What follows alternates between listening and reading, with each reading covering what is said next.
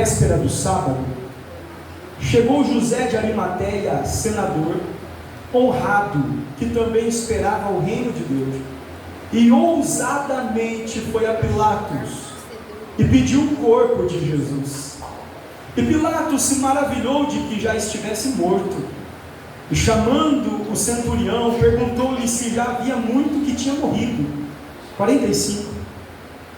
E tendo-se certificado pelo centurião, deu o corpo a José, o qual comprara, olha isso, o qual comprara um lençol fino, e tirando da cruz, envolveu nele, e o depositou num sepulcro lavrado, isso é, novo, numa rocha, e revolveu uma pedra para a porta do sepulcro. E Maria Madalena e Maria, mãe de José, observavam onde o punham. Amém? Deixa eu tomar o seu assento, fica à vontade. Todas as honras e glórias sejam dadas a Deus. Aleluia. Querida amada igreja, amada noiva do Cordeiro de Deus, irmãos que nos ouvem, também aqueles que simpatizam com a fé, quando eu olho para essa palavra, eu tenho olhado para essa palavra, pastores, e tenho meditado nessa palavra, e quando o Senhor colocou em meu coração ler ela nessa noite, ministrar sobre ela, o Espírito Santo ministrava no meu coração a grande relevância do microfone.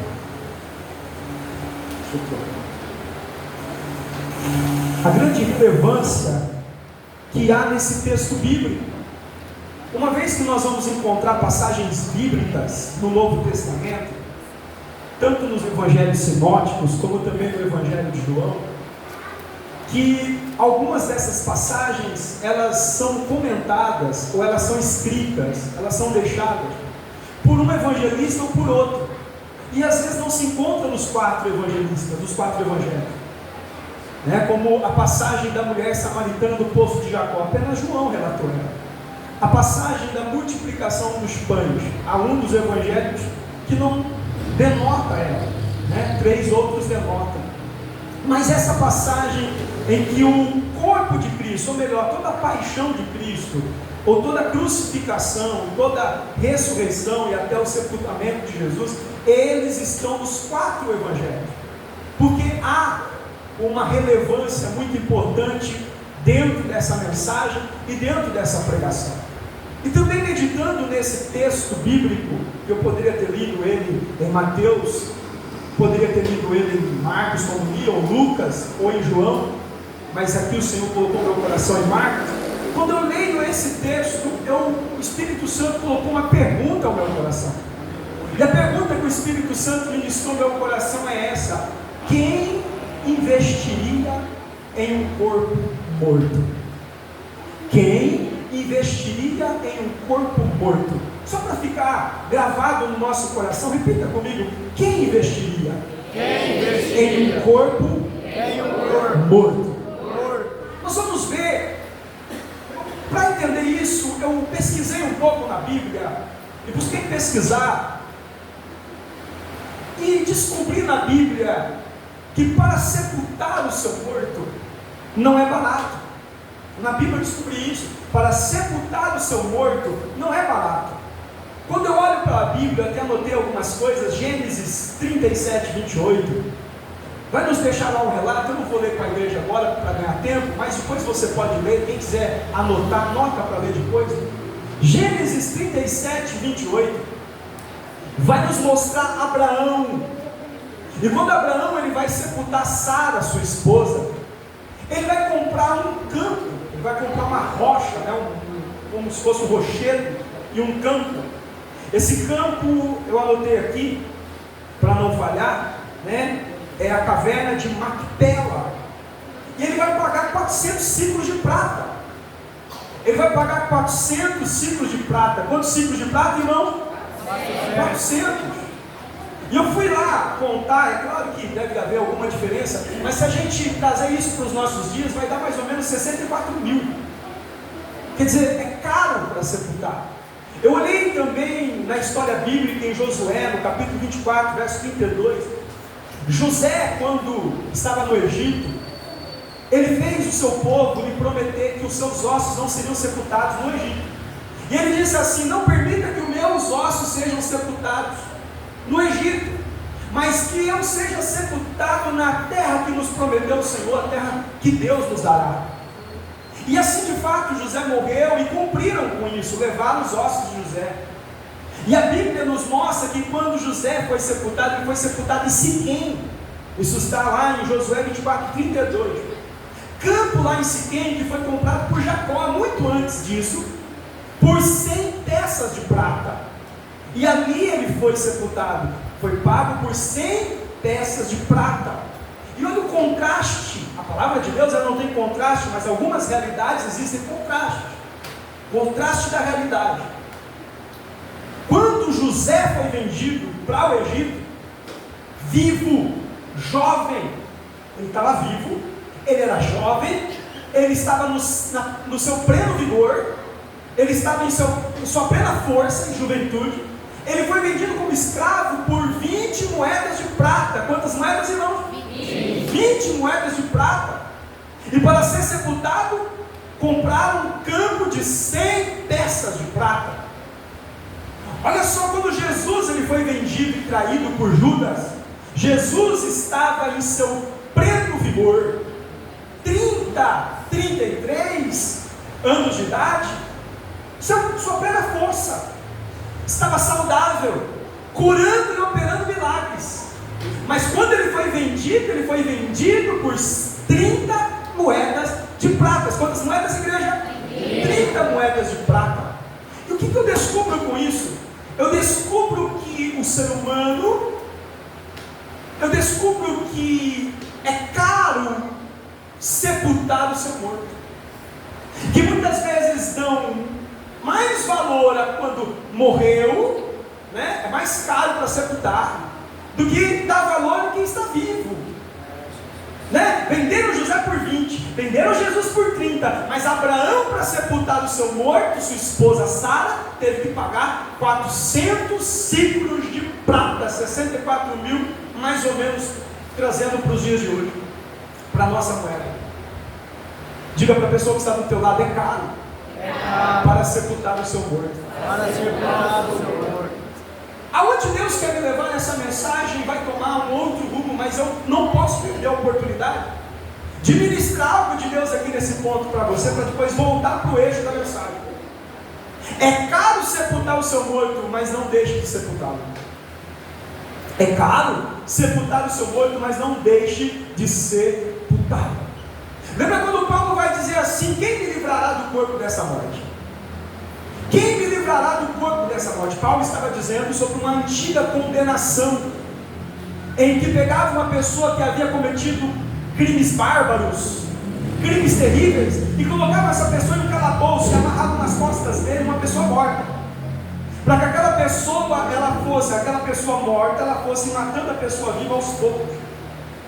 Paulo ele faz uma citação para trazer uma alegoria sobre essa condenação, tentando mostrar para nós que quando nós não sepultamos o que está morto em nós, ou aquilo que está morto conosco, aquilo que está morto vai nos matando ao pouco, porque o bicho que comia a carne do ser humano em decomposição, aos poucos ia comendo a carne de quem estava vivo.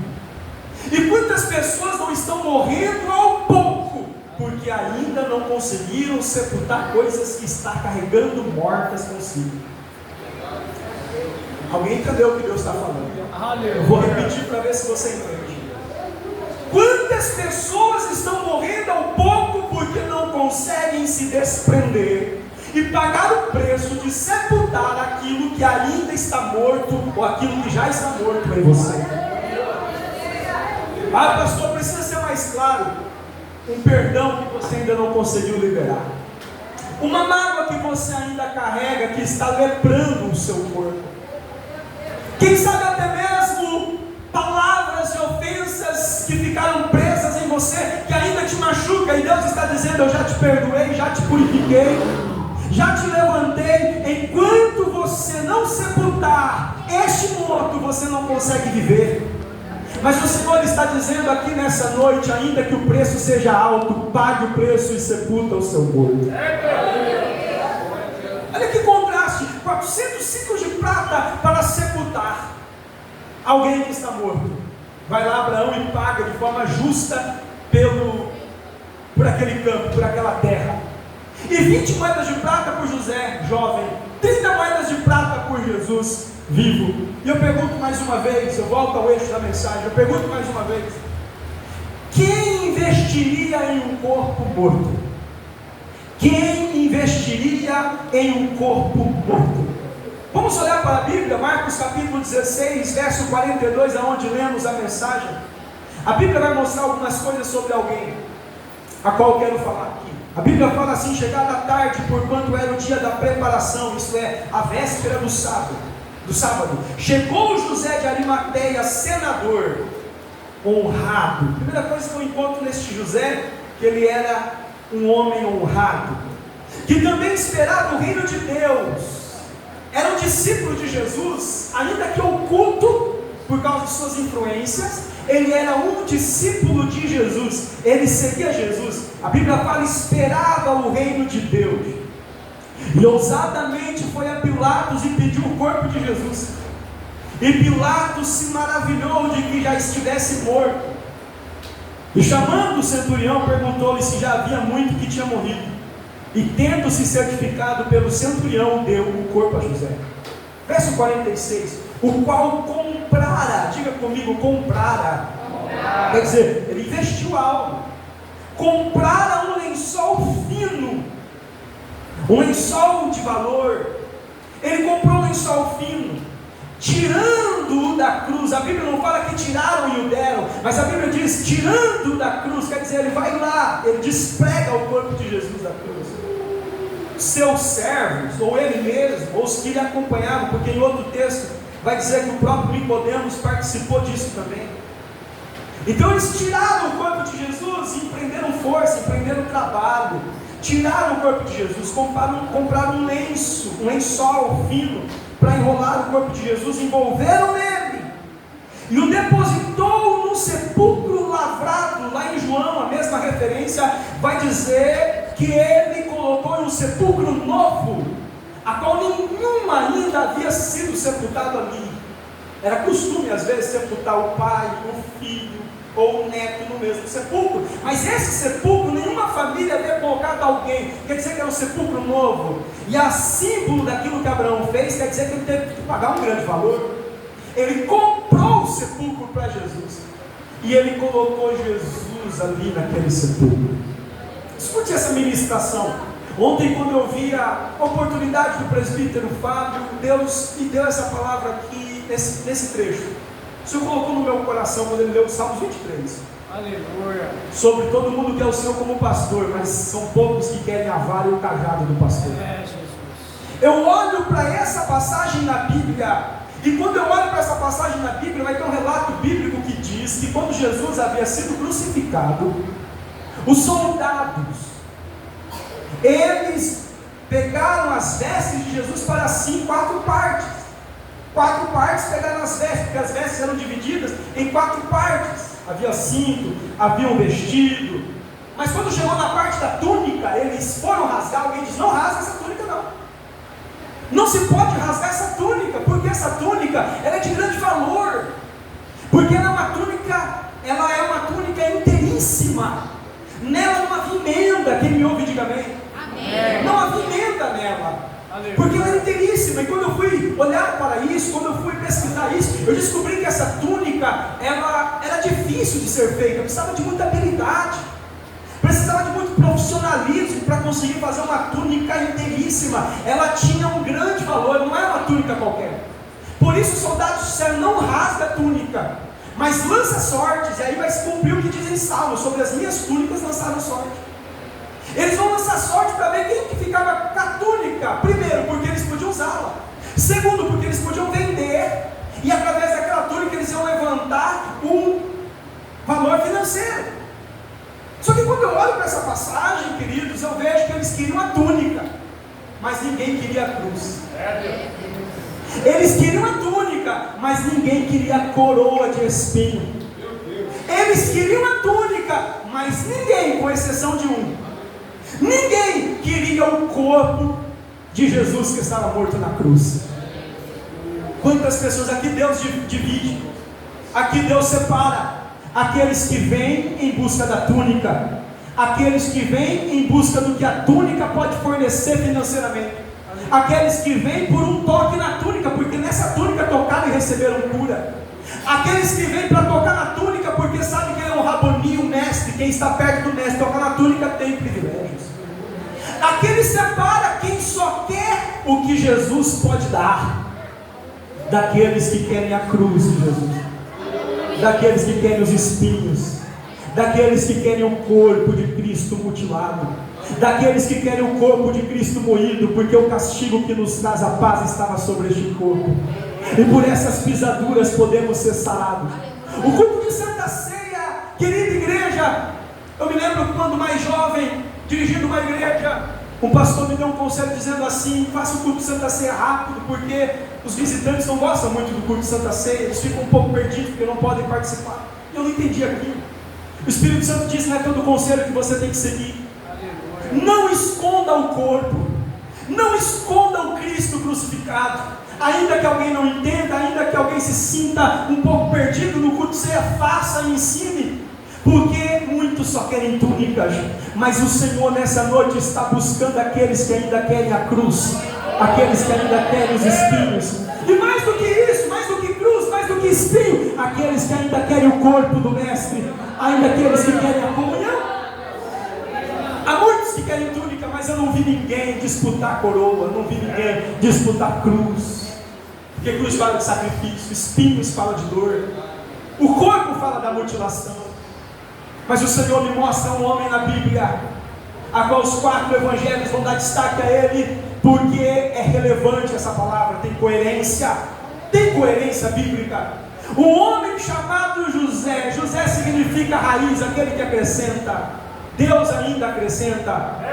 De Arimateia, lugar alto. Arimateia significa lugar alto. Um homem de raiz, um homem de raiz, de um lugar alto chamado Arimateia, honrado, um senador honrado, um discípulo de Jesus, que ainda que ocultamente guardava a palavra, e a Bíblia vai dizer que ele não concordou que Jesus fosse crucificado, e assim que Jesus foi crucificado ousadamente, ele teve a intrepidez, ele teve a ousadia, ele teve a audácia de falar com o governador Pilatos, e ele disse: dá-me o corpo.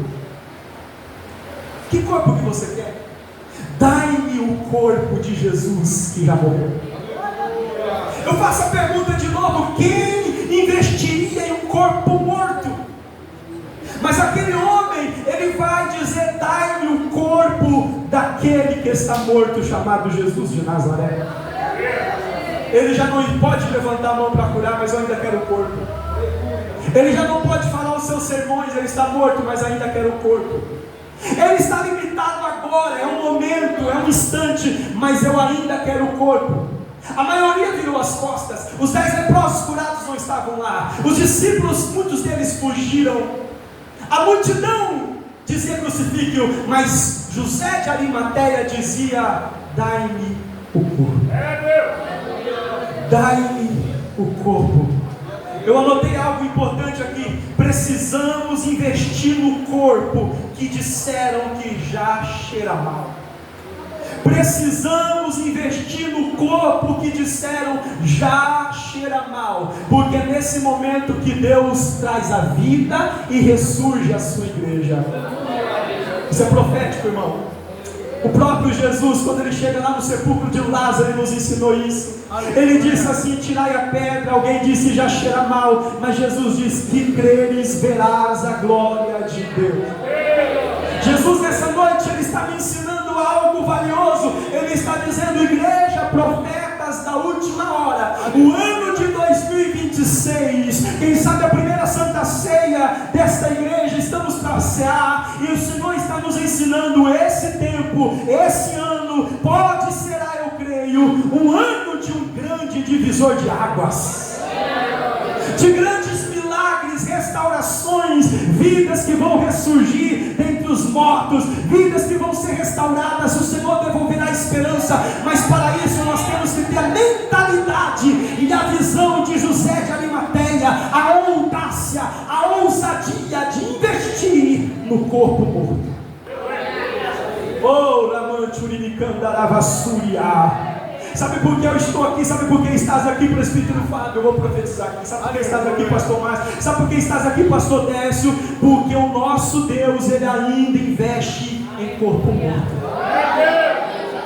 Veja na Bíblia, a palavra do Senhor nos diz que pegaram o corpo de Jesus, compraram um lençol fino, ninguém usou, enrolaram o corpo.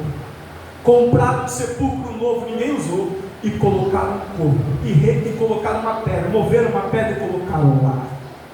Sabe o que é isso, irmão? Investir no corpo morto.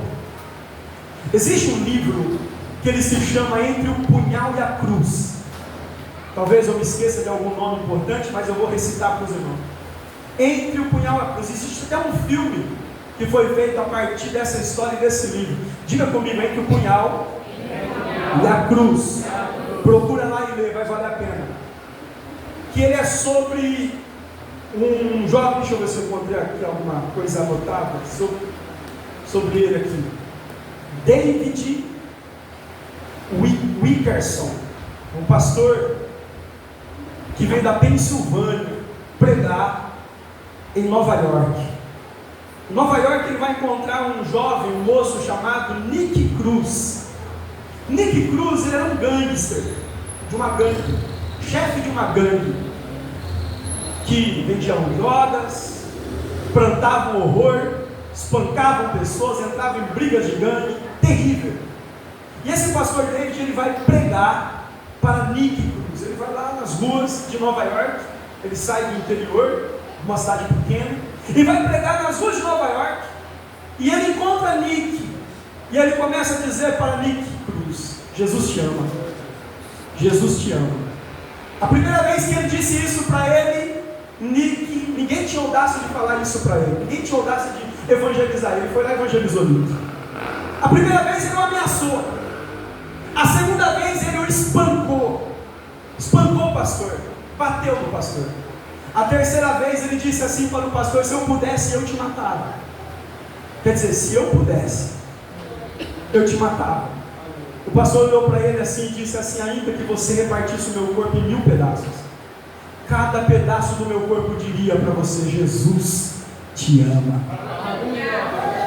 Comovido com aquela palavra, desafiado a visitar a igreja, Nick, ele foi, se converteu a Cristo, se tornou um dos grandes missionários de Nova York, salvou pessoas dos vícios das drogas, tirou pessoas, abriu lugares de centros de recuperação, e foi um grande evangelista internacional. Tudo por quê?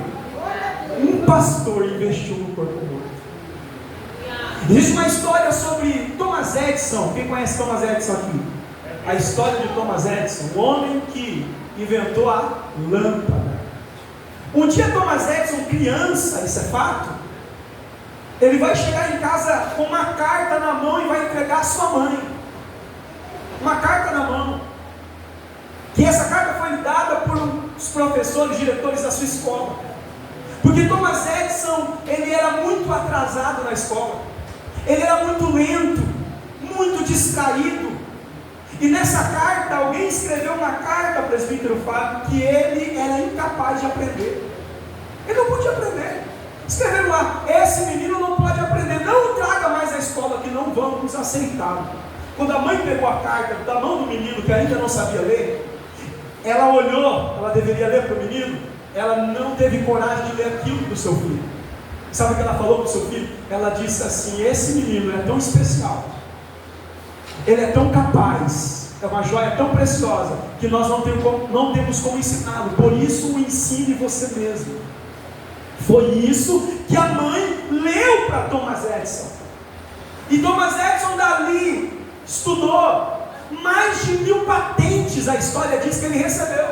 O homem que fez a lâmpada, que descobriu a lâmpada, que iluminou. E quando um dia sua mãe morre, e ele está limpando a casa, ele encontra a carta, a verdadeira carta. E quando ele encontra a carta, ele vai ler a verdadeira história, que a escola o havia expulsado, porque dizia que ele não tinha capacidade de aprender. Passou horas chorando, passou horas derramando lágrimas, por uma mãe que insistiu em investir num corpo que o mundo dizia que não tinha esperança. É aqui que eu quero que você entenda, que José de Arimateia, ele pega um corpo morto, mas não é um corpo qualquer, é o corpo de Jesus. Aleluia. Que havia dito: eu hei de ressuscitar. Glória. E ele investiu em um corpo morto, ele comprou um sepulcro, ele comprou um lençol para aquele corpo, porque ele sabia que aquele corpo havia de ressuscitar. E aqui eu ministro nessa noite sobre essa igreja. Alguém, o mundo disse que não tinha mais esperança para mim e para você. O mundo disse, o inimigo disse: não tem mais jeito, não tem mais esperança. O mundo tem dito que aquele filho não tem mais esperança. O mundo tem dito que a tua família não tem mais esperança. Mas aqui está a fé que nos faz investir. Cristo acredita, ainda que o nosso ser, ainda que o nosso corpo corruptível, ele venha se desfalecer, Cristo ainda investe e acredita, porque a esperança em nós. Aleluia, há esperança em nós. Deus está dizendo: eu quero trazer de volta a vida os Lázaros que estão mortos dentro do sepulcro, aquele que já não tem mais esperança, aquele que o mundo diz que não vai dar em nada, aqueles que estão destruídos, quem sabe pelas drogas, quem sabe pelo alcoolismo, quem sabe pelo pecado, aqueles que estão longe demais. Mas o Senhor está dizendo: eu ainda acredito, eu ainda acredito. Ainda há esperança, ainda há esperança. Abre a tua mão para receber essa palavra, ela é profética. Eu profetizo que nesse lugar muitas vidas vão ser restauradas. Eu profetizo que a igreja é o corpo de Cristo. Ela não está morta, ela não está destruída. O Senhor sabe que a esperança, a igreja é a porta de esperança que o Senhor plantou nessa terra. A igreja é o lugar onde o inimigo passar e dizer: Deus ainda está no controle, a igreja está na terra, Deus está no controle. Eu profetizo em nome de Jesus: é tempo de investir aonde os homens não investiriam, é tempo de acreditar naquilo que os homens não acreditariam, porque é tempo de ressurgir. Quem recebe essa palavra, feche a tua mão e toma posse em nome de Jesus. Oh, labarachuri calabasuri candamarabacharacanda. Talvez você entrou aqui desacreditado. Talvez você entrou aqui dizendo: não tem mais jeito. Talvez você entrou aqui dizendo: não tem mais saída. Talvez alguém disse para você: olha, não vai dar certo, você não vai conseguir. Talvez alguém disse para você: eu estou desistindo. Mas o Senhor está dizendo: eu ainda invisto em você. O céu ainda está investindo em você. O céu acredita em você. É um filho que chega, e quem é sensato vai dizer assim: esse daí. Mas o pai faz festa. Aleluia. O pai investe em quem estava morto. O pai investe em quem estava perdido. Glória a Deus. Quem é sensato diz: esse daí desperdiçou. Mas Deus, as coisas loucas Ele usa para confundir as sábias. Ele faz festa para o que estava morto e reviveu. Deus não vê como vê o homem, Deus sonda o seu coração. E nessa noite Ele está dizendo: eu ainda acredito em você. Imaginou se Deus abrisse um telão aqui, colocasse práticas e obras que tantas pessoas no oculto negam a Deus, zombam de sua fé, traem a sua fé, mas ainda assim Deus permite que eles estejam. E por que Deus não vê? E por que Deus não sabe? Claro que Ele sabe. O negócio é que Deus ainda está dando misericórdia. Eu não estou dando uma carga de alforria para errar. porque toda misericórdia de Deus também tem fim. Só que o Senhor ainda está dando misericórdia àquele que chama Judas o traidor, amigo. Ele está dando misericórdia, sabe por quê? Porque Ele ainda está investindo, porque Ele diz que ainda dá tempo de você se consertar, ainda dá tempo de você voltar à vida, ainda dá tempo de você voltar a viver. E quem sabe, oxalá quem diga nessa noite que o Senhor está removendo a pedra e dizendo: Lázaro, sai para fora, volta a viver, volta ao primeiro amor, volta a sentir a minha presença, volta a buscar os dons que vêm do alto, volta a olhar para a minha presença, olhar para a minha face e contemplar a minha formosura. Oxalá quem diga nessa noite que Deus está ministrando renovo sobre a tua vida, tudo porque alguém acreditou em você. Sabe, pastores, eu ouço a voz de Deus dizendo assim: Ezequiel, poderão viver esses ossos? Qualquer um diria assim: não, Senhor, abandona, Senhor, enterra, Senhor, acabou, Senhor, não tem mais jeito. Mas graças a Deus, Ezequiel disse assim: tu sabes. Aleluia! Tu sabes. Então Deus disse assim: Ezequiel, investe. Ezequiel, investe. Como, Senhor? Profetizando. Diga para os ossos secos se ajuntarem osso ao seu osso.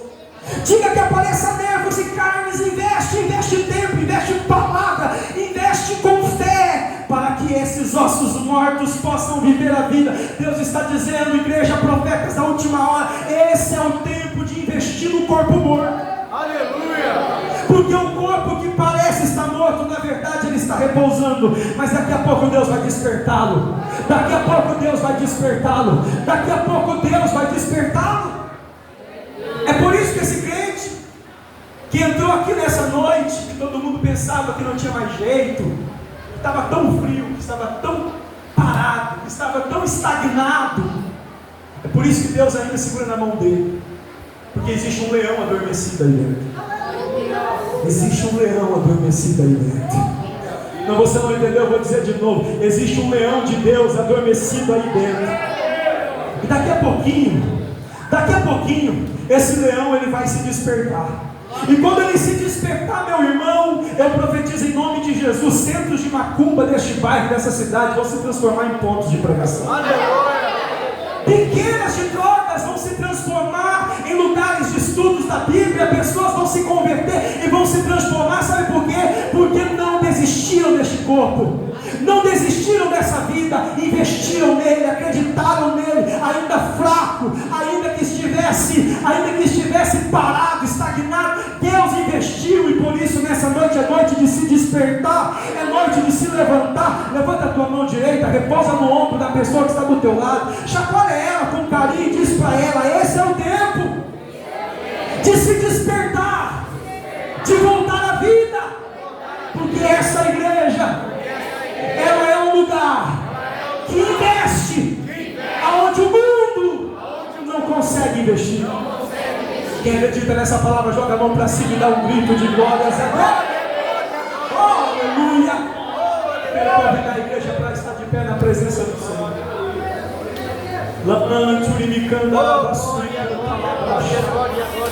Você pode pegar na mão da pessoa que está do teu lado, aperte a mão dele, vamos orar. Feche seus olhos. Feche os seus olhos.